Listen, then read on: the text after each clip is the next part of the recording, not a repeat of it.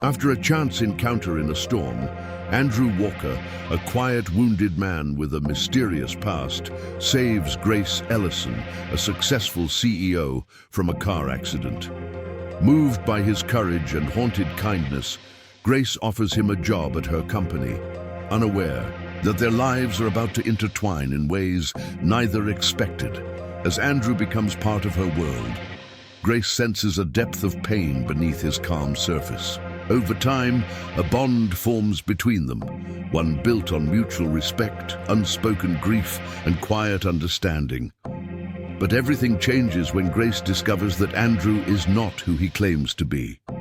He's a former intelligence operative who faked his death to protect his young son, Ethan, from the dangerous criminal network that killed Ethan's mother. When Ethan is kidnapped by the same people Andrew tried to escape, Grace risks everything: her position, her safety, her heart, to help Andrew save his son. Together, they launch a daring rescue mission, navigating a web of secrets, violence, and old enemies. In the end, they bring Ethan home, but not without consequences. The rescue costs them both emotionally, and they must face the truth. The past never stays buried. As they begin to build a quiet life together, a chilling message arrives, revealing that the danger isn't truly over. This is a story you will want to sit back and enjoy.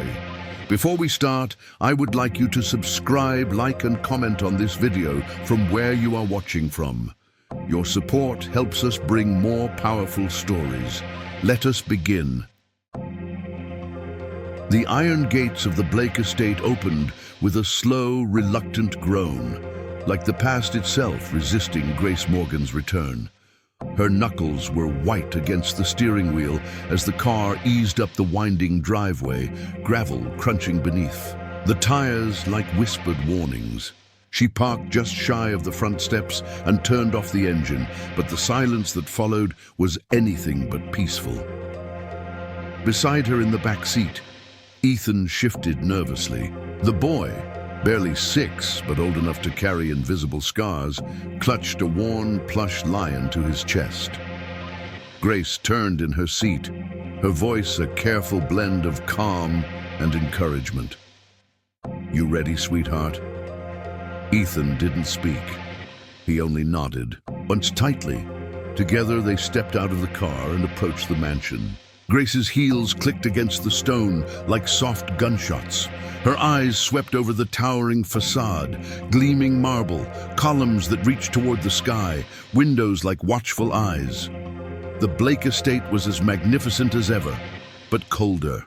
Now quieter, when the grand double doors opened, the butler, an older man with tired eyes, offered a shallow nod and stepped aside.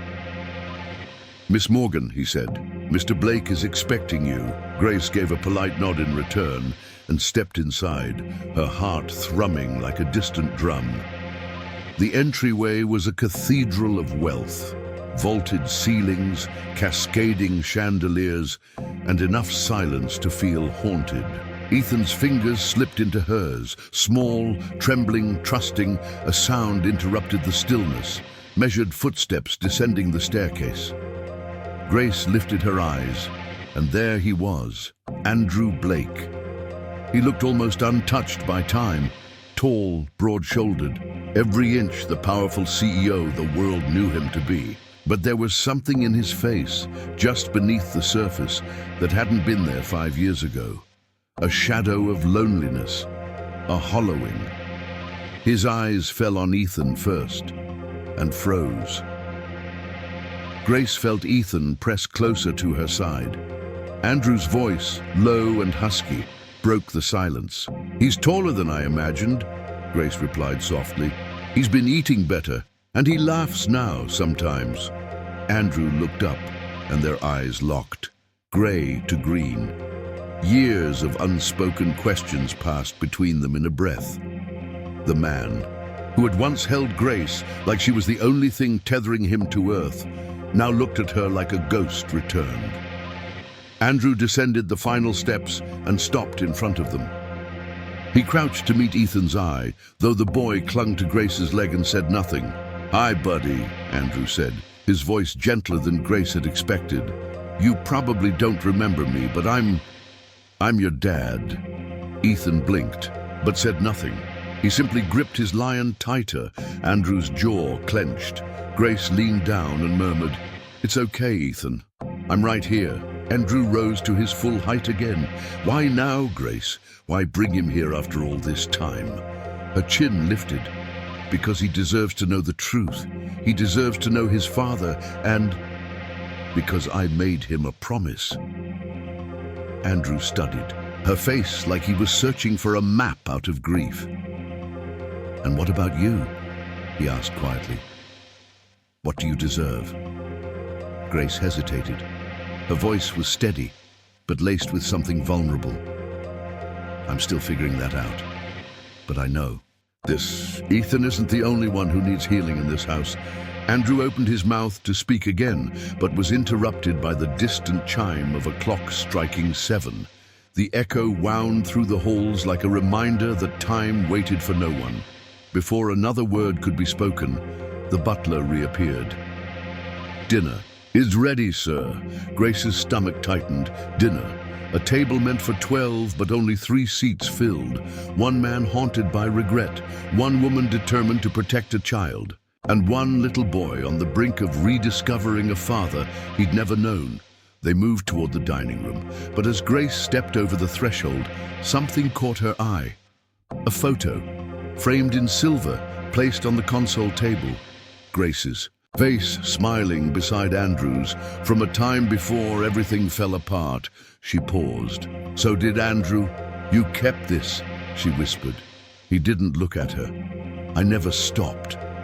Grace turned away, her chest tightening as memories clawed their way to the surface. She followed Ethan inside, unaware that just beyond the doorway, someone else had been watching. A pair of eyes from the top of the stairs. Cold, calculating, unwelcome, eyes that didn't belong to Andrew. The dining room was as vast as Grace remembered, long enough to echo, cold enough to feel like a courtroom. A chandelier glittered above the sprawling mahogany table, where 3 place settings had been arranged with military precision. Grace settled Ethan into the chair beside her. He said nothing, eyes darting from the polished silverware to the towering windows draped in velvet. Everything here seemed too clean, too quiet. Andrew took the seat across from them. The silence stretched. A butler poured water into crystal glasses. Another unveiled dinner, roasted chicken, wild rice, perfectly steamed vegetables. The kind of meal prepared for show, not comfort. Grace forced a smile toward Ethan. "Try the carrots, sweetheart. They're sweet, remember?" Ethan picked up his fork, but didn't eat. He glanced once at Andrew, then looked away. Andrew cleared his throat. "Ethan, do you like soccer? Or maybe building things? I used to love model trains when I was your age." Ethan didn't answer. Grace turned to her son. "It's okay. To speak, baby. He's trying." Still, Ethan was silent, but Grace noticed the way his foot swung slightly under the table, the smallest sign he was listening. Andrew looked down at his untouched plate, then across the table. "I know I've missed years I can't get back, and I know I don't deserve your trust, but I'm willing to earn it. Both of you." Grace's breath caught. It was the first real apology she'd ever heard from Andrew Blake. Before she could respond, a sound echoed faintly, like footsteps in the hallway. She turned her head, but the entryway was empty. Andrew noticed too. "I'll have the staff check the security cameras. Ever since the media got wind of the custody settlement, I've had to double the surveillance." Grace's voice was sharp with alarm. "You think someone's been watching the house?" Andrew didn't answer directly. He stood and crossed the room to a side cabinet, where he retrieved a manila folder. He placed it on the table in front of her. "I didn't want to show you this yet," he said, "but you need to see what we're dealing with." Grace opened the folder. Inside were photographs, grainy surveillance images. One showed Grace and Ethan at a grocery store, unaware of the camera. Another, more chilling, was a still from a traffic cam. Her car paused at a red light, a dark vehicle idling just behind. Her stomach twisted. "Who took these?" Andrew's voice dropped. "That's what I'm trying to find out." Ethan's fork clattered against his plate, drawing both adults' attention. The boy looked frightened. Grace closed the folder immediately, sliding it out of his view. "Ethan, it's okay. It's just grown-up stuff. Nothing for you to worry about." Andrew stood. "I'll walk the perimeter. Make sure everything's secure." He disappeared into the hallway, leaving Grace alone with her thoughts. She stared at the folder, its edges now frayed by her grip. Ethan leaned against her side. "Mommy," he whispered. "Do you think he's telling the truth?" Grace brushed his hair back gently. "I don't know, baby, but I think he wants to." Suddenly the lights flickered, once, twice, then returned to full brightness. Grace froze. From upstairs, a loud creak echoed through the house, floorboards shifting under a weight, too heavy to be the wind, too deliberate to be coincidence. She stood slowly, shielding Ethan behind her. "Andrew?" she called out. No response. The hallway beyond the dining room was empty, but the hair on Grace's neck stood on end. And then, from the top of the stairs, a voice, low, male, cold, called. "Oh, you should have stayed gone, Grace." She turned, eyes wide, blood draining from her face. But there was no one there, just the echo. Grace's heartbeat thundered in her ears. She stood still in the doorway of the dining room, one arm instinctively shielding Ethan, the other tightening into a trembling fist. The voice, it hadn't sounded like Andrew. It was sharper, unfamiliar, tinged with venom. "Andrew!" she called again, louder this time. Still no answer. Ethan clung to her side, whispering, "Mommy, I'm scared." Grace crouched to meet his eyes. "It's okay. We're going to be okay. I just need to check something. Stay right here. Don't move. Do you understand?" He nodded hesitantly. Grace grabbed a heavy silver candle holder from the table and crept toward the staircase, heart pounding, every shadow stretching longer than it should. The air was too still. It didn't feel like a home. It felt like a trap. She stepped onto the stairs, each creak underfoot a scream in the silence. The chandelier above swayed ever so slightly, though there was no breeze. At the top landing, she turned toward the hallway. The doors to the guest rooms were all closed, except one, her bedroom door. It stood open. Grace took a breath and edged toward it. The light was off. Her hand found the switch on the wall. Click. Nothing. The bulb had been removed. She swallowed hard, raising the candle holder in one hand, then pushed the door open with the other. Her eyes adjusted to the shadows, and there, on her bed, laid out neatly, was a photograph. Grace stepped forward slowly. The air felt colder here. She picked up the photo.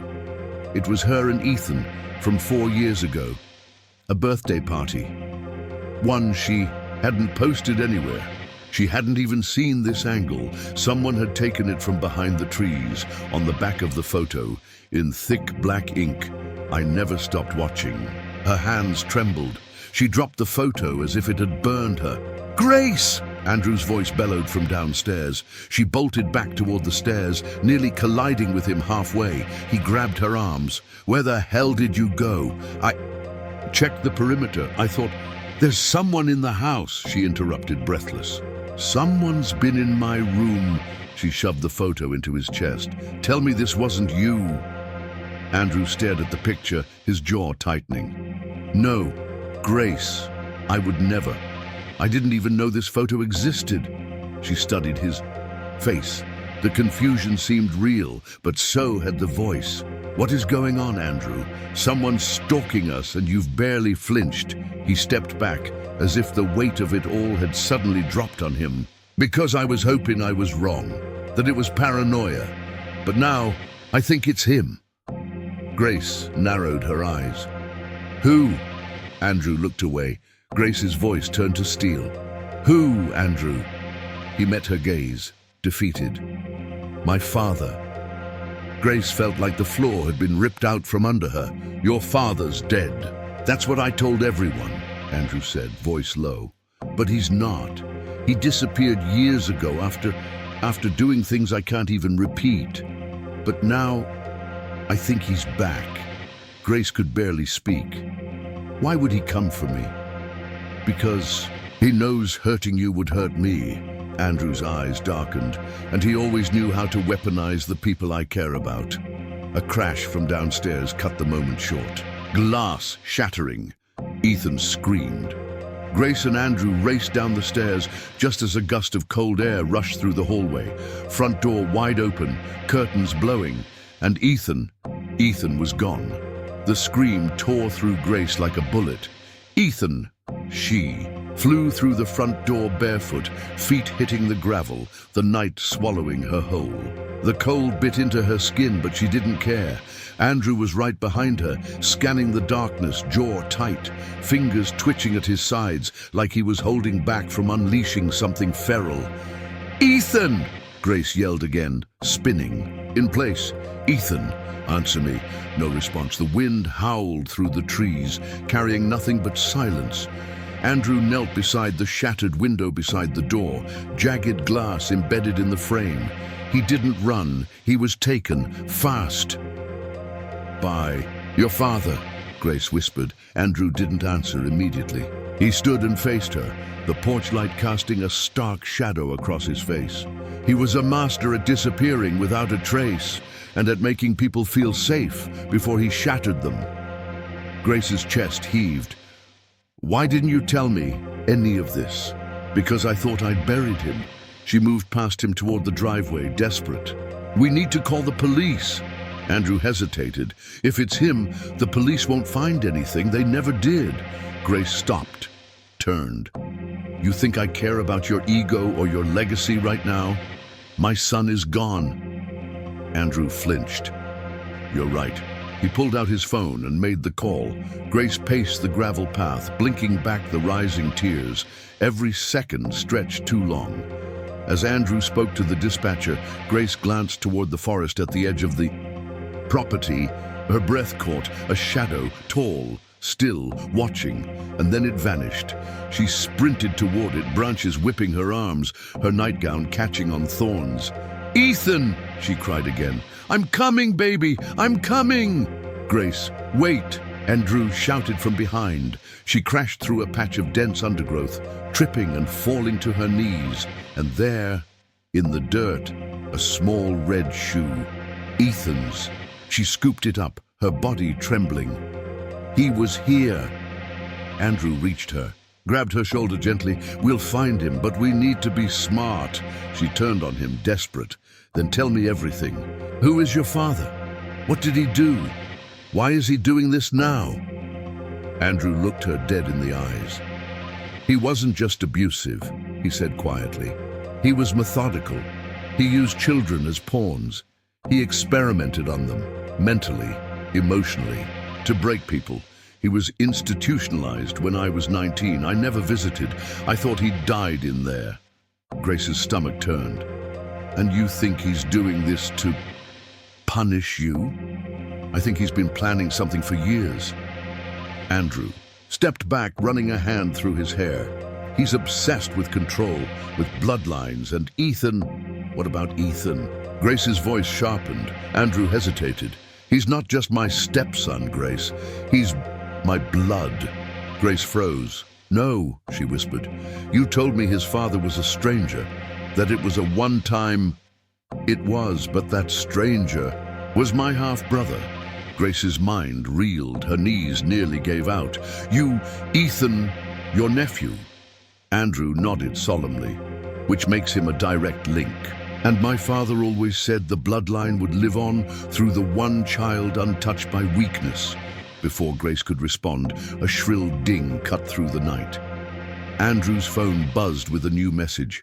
He glanced at it and turned, pale. "What is it?" Grace asked. He turned the screen toward her. A live video. Ethan tied to a chair, crying. Behind him, a figure in shadows, and then a voice. "Let's see if your precious boy is as strong as you were, Andrew." The screen cut to black. They didn't wait. Grace and Andrew drove through the darkness, tires spitting gravel, headlights slicing the fog. Ethan's terrified face haunted every second, the image seared into Grace's mind like a brand. Her hands trembled in her lap as she clutched the red shoe like a talisman. Andrew didn't speak, jaw locked, eyes laser-focused. "Where are we going?" she asked finally, the silence unbearable. "To where he taught me to become a ghost," Andrew muttered. "The house where I was raised." Grace's heart sank. "You think he brought Ethan there? If he's playing his old games, he wants me to return. He wants a performance." They reached the outskirts of a forest compound hidden behind rusted iron gates. Trees loomed like sentinels. A skeletal house sat at the end of a dirt path, its roof sagging, windows black and hollow like empty eyes. Grace stepped out of the truck, wind cutting sharp across her skin. The air stank of mildew and ash. Andrew handed her a flashlight and a small pistol. "Stay behind me. If he talks to you, don't listen. He twists everything." Inside, the house was worse than Grace imagined. The floorboards groaned with every step. Walls were scribbled with erratic symbols. Pictures of children, old, faded, unnerving, hung at crooked angles. Then, from upstairs, a faint whimper. "Ethan!"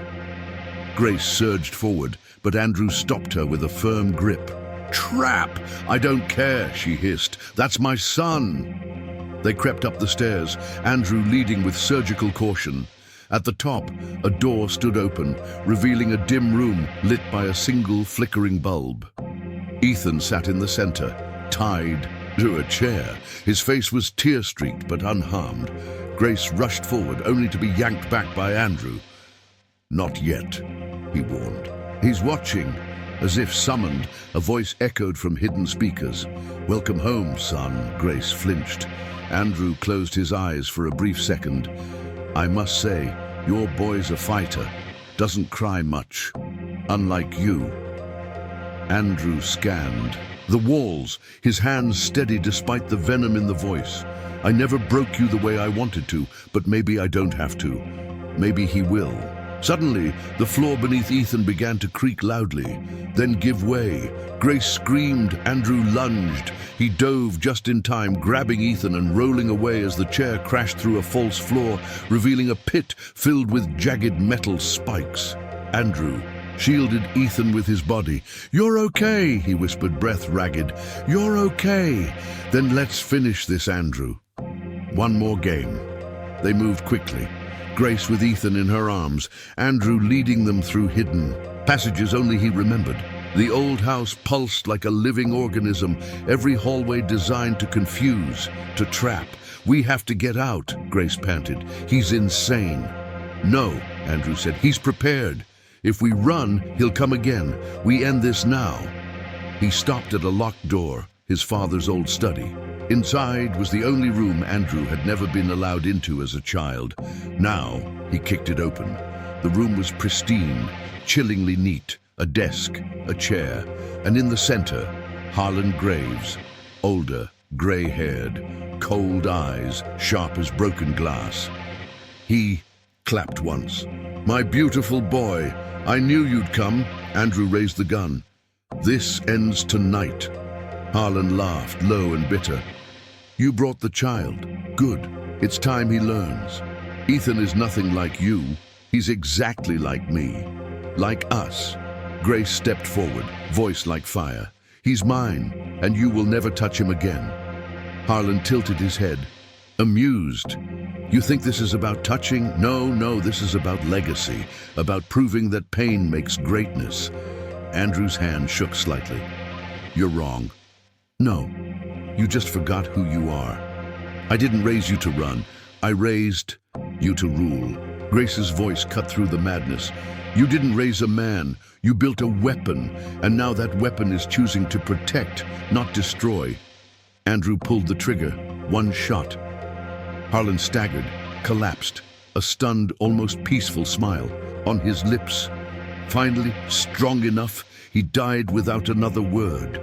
The room fell silent. Grace dropped to her knees, cradling Ethan, sobbing.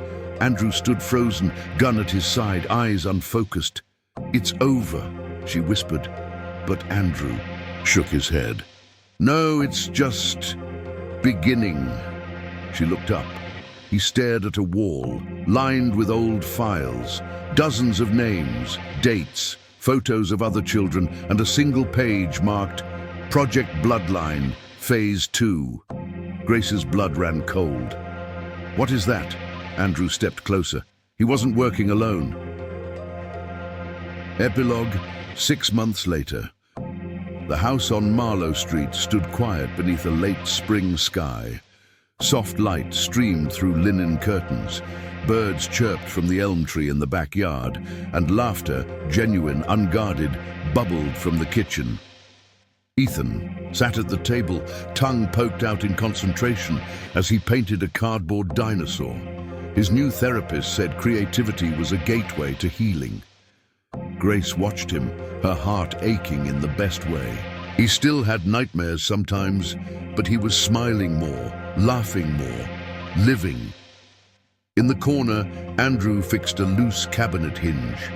He wasn't a guest anymore. Not quite a resident either. Something in between. Maybe healing didn't come in clean definitions. Maybe that was okay. Coffee? Grace offered softly. He took it, their fingers brushing. Thanks. They stood in silence for a moment, sipping, watching Ethan. Grace finally asked, "Do you don't think it's really over?" Andrew's jaw tightened just a little. "For Ethan, I hope so." "And for you?" He looked out the window. The scars on his hands had faded, but not disappeared. He had stopped blaming himself, mostly. But sometimes, in the quiet moments, Grace would find him staring at nothing, lost in the shadows of old wars. "I'm still learning how to live without a ghost in the room," he said quietly. "But I'm trying." She reached for his hand. "We both are." He nodded. Then something caught his eye, a letter sticking out from the mailbox. Grace watched as he walked over and pulled it free. No return address. He opened it. Just one line. "You severed the route, but the garden remains." Inside was a photo of a little girl. Andrew's face went cold. Grace whispered, "What is it?" He looked up, eyes darkening. "They're still out. There." And in the distance, across the quiet neighborhood, a black car idled at the end of the block, then pulled away. Wait! Ensure to subscribe, like, and comment on this story. Thank you.